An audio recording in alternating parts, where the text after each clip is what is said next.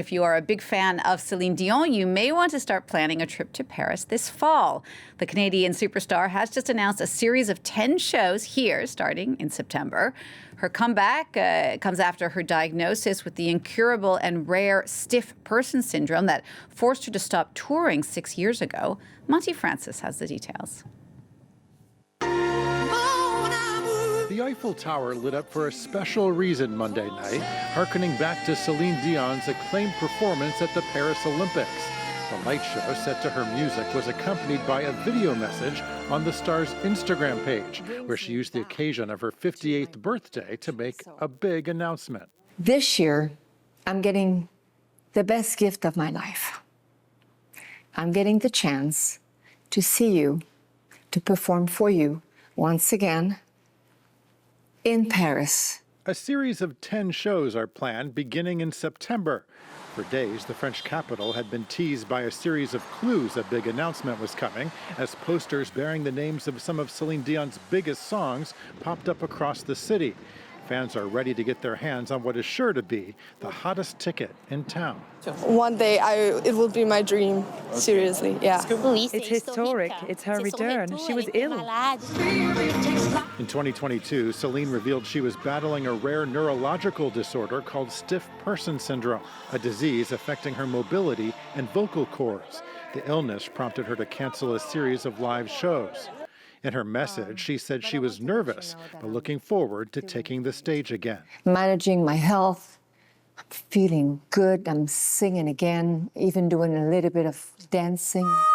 After 2 runs in Las Vegas, Celine already has the record for the 2 most lucrative concert residencies of all time. Now it's clear as she prepares to take the French capital by storm this fall, a new day has come.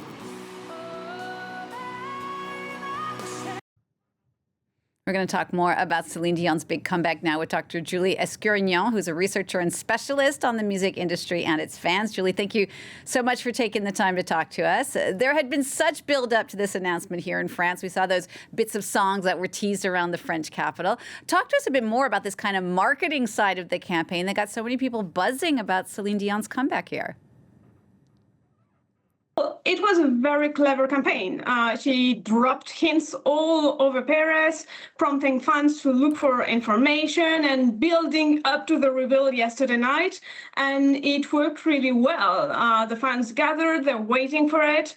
And if you've been on the queue to sign up to maybe be drawn to get a ticket, you would have seen that there were millions of people waiting alongside you. So I think it's a very successful marketing strategy, and it's going to be a hit next fall in Paris. Right. And Celine Dion has already done 2 residencies in Las Vegas 20 years ago in the early 2000s. Those are considered the most profitable residencies ever. What do you think we can expect from this residency that's coming up here in Paris in the fall? I think it's going to be incredible. It's coming after a few years where we didn't have any Celine Dion concerts. It's coming after her performance during the Paris Olympics. And, it's coming only in Paris, which will draw clearly European fans, but also probably American, Asian fans. So it's going to be really central. It's not in the US for once, which is quite rare, for these kind of events.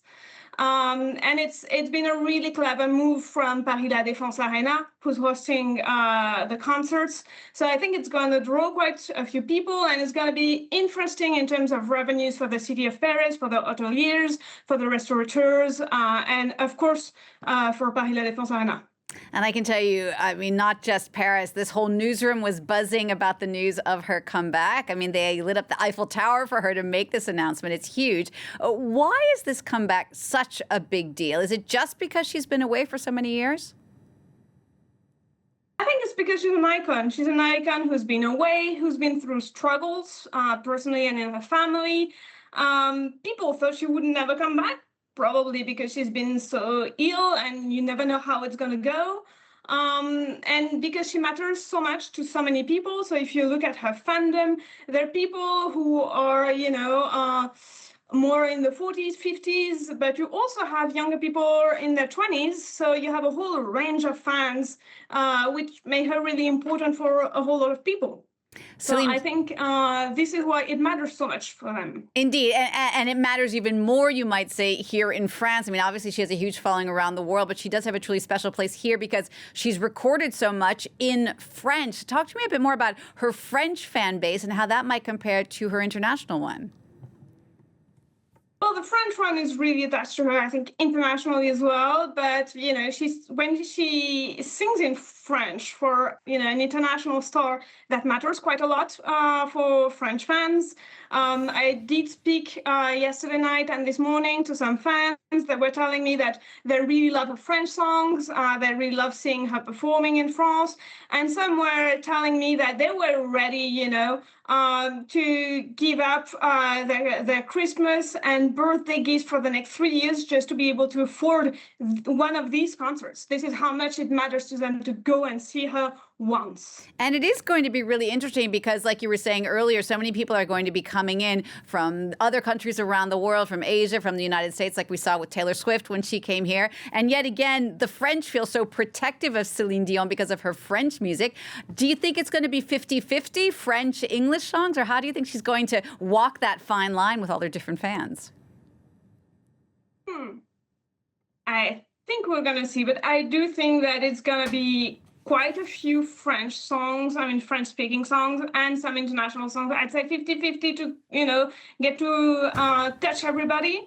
I think there will be a mix for sure.